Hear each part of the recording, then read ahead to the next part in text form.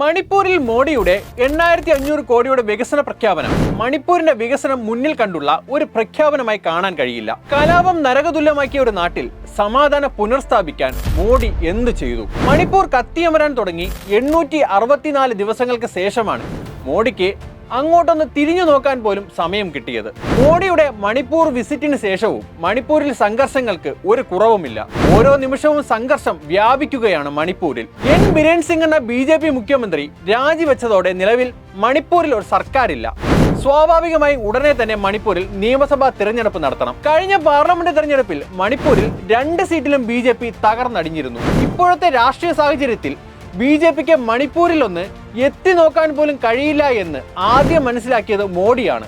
അതുകൊണ്ടാണ് കോടികൾ എറിഞ്ഞ് മണിപ്പൂരുകാരുടെ മനസ്സ് ഇവർ മാറ്റാൻ ശ്രമിക്കുന്നത്. മോഡിയുടെയും അമിത്ഷായുടെയും കോടികൾ മതിയാകില്ല മണിപ്പൂരിലെ മനുഷ്യരുടെ മനസ്സിലെ മുറിവുണക്കാൻ. അതിനു വേണ്ടത് സമാധാനം തിരികെ കൊണ്ടുവരാനുള്ള സർക്കാർ നടപടികളാണ്. അത് ആദ്യം ചെയ്യൂ, പിന്നെയാകാം കോടികളൊക്കെ.